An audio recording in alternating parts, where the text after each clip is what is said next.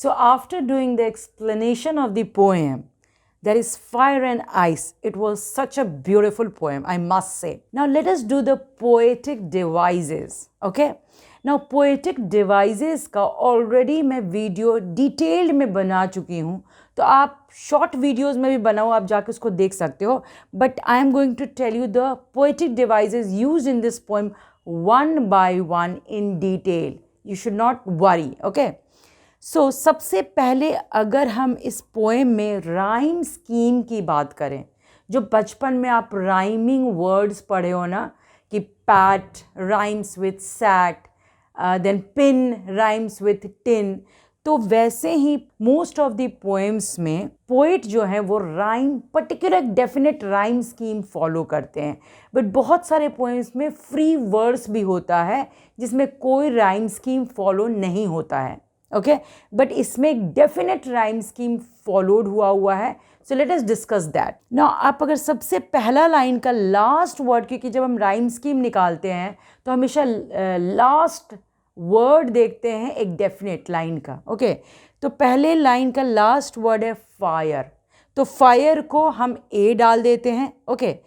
Now second sentence का जो last word है आइस. ओके. आइस को हम बी डाल देते हैं. रिमेंबर राइम स्कीम निकालने के लिए आप सेंटेंस का लास्ट वर्ड देखोगे, तो फायर को ए डाल देते हैं और आइस को बी डाल देते हैं. थर्ड वर्ड है डिज़ायर. अब देख रहे हो कि फायर और डिज़ायर दोनों राइम कर रहे हैं, सो फिर हम डिज़ायर को ए डाल देंगे. ओके. और अगेन फोर्थ लाइन का जो लास्ट वर्ड है अगेन फायर है, तो again it is going to be A. So fire is going to be A, ice is going to be B, desire is going to be again A, and fire again is going to be A. So first stanza का जो rhyme scheme है that is A B A A. Okay? फिर से मैं बता रही हूँ A B A A. Now अब second stanza का अगर आप first sentence का last word देखते हो तो that is toys. Okay? तो toys again it is matching with ice, जिसको हमने B दिया था, तो आप टॉयज को फिर बी डाल दो. ओके. हेट बिल्कुल एक नया वर्ड है, किसी के साथ मैच नहीं कर रहा है, तो उसको हम सी देंगे. ओके. फिर आप देख रहे हो नेक्स्ट लाइन का लास्ट वर्ड इज आइस, तो ice is again matching with और rhyming with toys. Okay. Then great, great is matching with hate. Okay. So great को हम सी डालेंगे. And suffice is again matching with toys और rhyming with toys, so उसको अगेन हम B डालेंगे. तो सेकेंड स्टैंजा का जो राइम स्कीम होगा that is going to be B C B then C and again B. Okay. So we have done the rhyme scheme. अब हम लोग poetic devices one by one करके करते हैं. सबसे पहला जो पोएटिक डिवाइस यूज हुआ है that is anaphora. Okay. What is an anaphora? Repetition of an initial word or a group of words at the beginning of 2 or 3 successive sentences. यानी कि एक वर्ड या हो सकता है ग्रुप ऑफ वर्ड्स हो, बट वो सेंटेंस का सब सेंटेंस के सबसे पहले में आएगा. ओके. और बिल्कुल एक के बाद नीचे नीचे आएगा. तो आप देख रहे हो सम से और सम से बिल्कुल सेंटेंस का पहला फ्यू वर्ड्स है एंड प्लस नीचे नीचे आ रहा है. So that is and they are successive coming one after the other. तो ये क्या है? एनेफोरा है. ओके. सेकेंड जो फिगर ऑफ स्पीच है that is alliteration. So what is alliteration? Alliteration is the repetition of initial consonant sound in a series of words. यानी कि initial यानी कि first letter group of words में 2 word भी हो सकता है, 3 वर्ड भी हो सकता है, मोर देन 3 वर्ड्स भी हो सकता है, but it has to be the first letter and it has to be a consonant. Remember. So आप देख रहे हो वर्ल्ड विल में WW का रेपिटेशन हो रहा है. सो वर्ल्ड विल में क्या है? एलिट्रेशन यूज हुआ है. और अगर सम से में भी अगर आप देखते हो तो एक तो एनेफोरा तो यूज हुआ ही है. ओके. इसमें एलिट्रेशन का भी यूज है. कैसे? अब सम भी देख रहे हो एस से स्टार्ट हो रहा है, वर्ड का पहला लेटर है, और से में भी एस स्टार्ट हो रहा है, वर्ड का पहला लेटर है, and it is a consonant. right? So what is alliteration? Alliteration is the repetition of initial consonant sound in a series of words.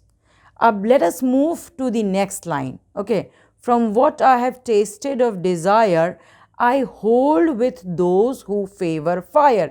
आप देख रहे हो कि hold में ओ आ रहा है, those में भी ओ आ रहा है और favor में भी ओ आ रहा है. So remember, what is assonance? It is a figure of speech in which internal vowel is repeated in a series of words. So alliteration का बिल्कुल उल्टा assonance होता है. Alliteration में consonant होता है और assonance में vowel होता है. Alliteration में word का पहला letter होता है और assonance में remember word का बीच वाला letter आएगा. It has to be the internal vowel. Next line देख लेते हैं. But if it had to perish twice. Now perish आप देख रहे हो वहाँ भी एक figure of speech use हुआ है. perish का मतलब होता है die या destroy. Okay, but यहाँ exactly इसका मतलब है die. Now ये क्या होता है? What is a paradox? यहाँ पे paradox use हुआ है. Paradox होता है एक self contradictory statement जो कि खुद में contradict करता है and it is आपको लगेगा कि इट इज़ नॉट पॉसिबल. ना हम ऑलरेडी वी नो दैट कि कोई भी चीज़ एक बार मरता है, दो बार नहीं मरता है, राइट? तो ये देख रहे हो आपकी एक सेल्फ कॉन्ट्राडिक्टरी स्टेटमेंट है. क्या लिखा हुआ है? But if it had to perish twice, how can it perish twice? कोई भी चीज़ रिमेंबर एक बार मरता है, हम भी एक ही बार मरते हैं. ओके, तो यहाँ पे एक paradox figure of speech use हुआ है. आगे अगर हम और देखें, I think I know enough of hate to say that for destruction ice is also great and would suffice. Now last figure of speech जो हम बोल सकते हैं that is fire and ice. मैं आपको already title में बता चुकी हूँ कि दो figure of speech वहाँ पे use हुआ है. एक तो metaphor, why? Because fire को desire से compare किया गया और ice को hatred से. और दूसरा सिम्बॉलिज्म भी ऑलरेडी आप पोएम के एट द बिगिनिंग जब मैं टाइटल डिस्कस करी थी उसी समय मैंने आपको बताया था. यहाँ पे हम एक और फिगर ऑफ स्पीच बोल सकते हैं that is personification. Fire and ice में पर्सोनिफिकेशन का भी यूज़ हुआ है. वाई? क्योंकि human beings are capable of destroying something. यानी कि डिस्ट्रक्शन का जो क्वालिटी होता है ना किसी चीज़ को डिस्ट्रॉय करने का, वो ह्यूमन बीइंग्स का होता है. बट हमने फायर एंड आइस को ह्यूमन बीइंग्स का क्वालिटी दे दिया है डिस्ट्रक्शन का. तो यानी कि फायर एंड आइस में पर्सोनिफिकेशन का भी यूज़ हुआ है. So we have done the poetic devices of this chapter. We have done the rhyme scheme.